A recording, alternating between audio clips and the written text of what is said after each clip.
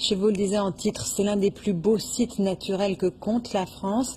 À 18 000 km de Paris, les lagons de la Nouvelle-Calédonie sont plus que jamais mis en péril à cause de l'homme. Il faut dire que la principale ressource du pays, le nickel, provoque une pollution massive des eaux.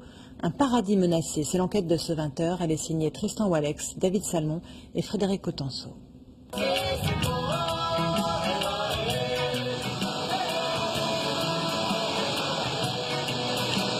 On est en danger avec ça. L'objectif est d'être capable de produire environ 60 000 tonnes de nickel par an.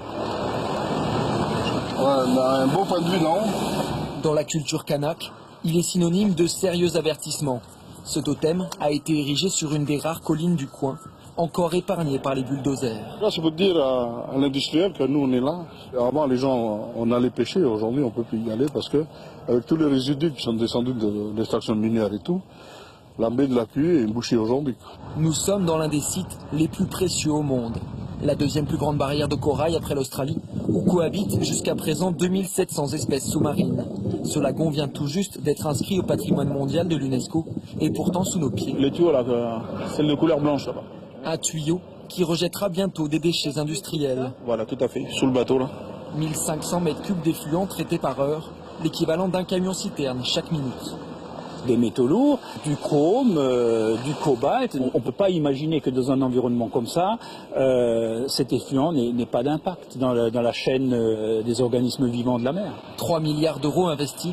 Dans quelques mois, le numéro 2 mondial du nickel, le canado-brésilien Valeinco, remuera ici tous les jours 20 000 tonnes de latérite. Le minerai va être mis en contact avec de l'acide sulfurique et on va dissoudre, on va extraire la partie nickel et cobalt du minerai. Malgré les incertitudes en matière d'impact environnemental relevées par ses propres experts, la province sud a fini par autoriser le projet.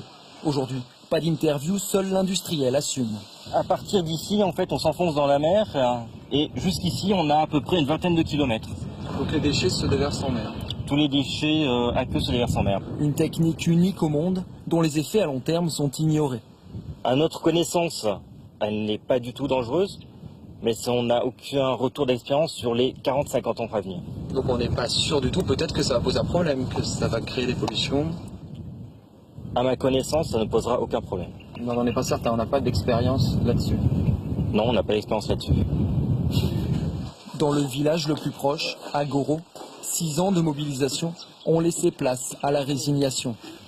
Salut, on peut discuter avec nous, Nickel? C'est pas pour les enfants, non, plus tard. Ça va être comment ça? Et ils ne prennent pas en compte. Industriel.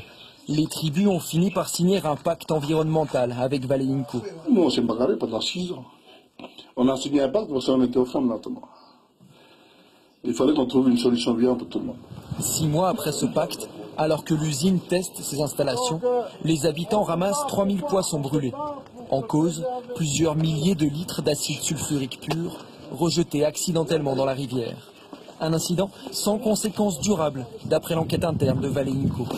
Les experts de l'IRD nous disent qu'il n'y a pas d'impact marin des sols. Leur objectivité est contestée par certains. Pour moi, c'est un organisme scientifique d'État. Qui est client de Valeinco. Qui est prestataire de services, mais il n'empêche que tout en étant prestataire de services, les scientifiques ont leur indépendance totale. Aujourd'hui donc, il n'y aurait plus aucune pollution dans cette rivière qui se jette dans le lagon. Pour vérifier, nous retournons sur place. Voilà les cadeaux de l'industriel. Moi ça me rend furieux parce que j'ai connu cette rivière, l'eau était pure, on la buvait, c'était de l'eau cristalline, il n'y avait pas d'eutrophisation. Ça c'est tout récent ça, je le constate en même temps que vous. C'est un signe inquiétant puisqu'il, à plus ou moins long terme, signifie une disparition potentielle par asphyxie de l'ensemble de la faune. Pour s'être engagé à préserver l'environnement, Valeinco bénéficie du soutien financier de l'État français. Une exonération fiscale accordée il y a 5 ans d'un demi-milliard d'euros. Voilà une enquête que vous pouvez retrouver en intégralité sur le site internet de TF1, tf1.fr.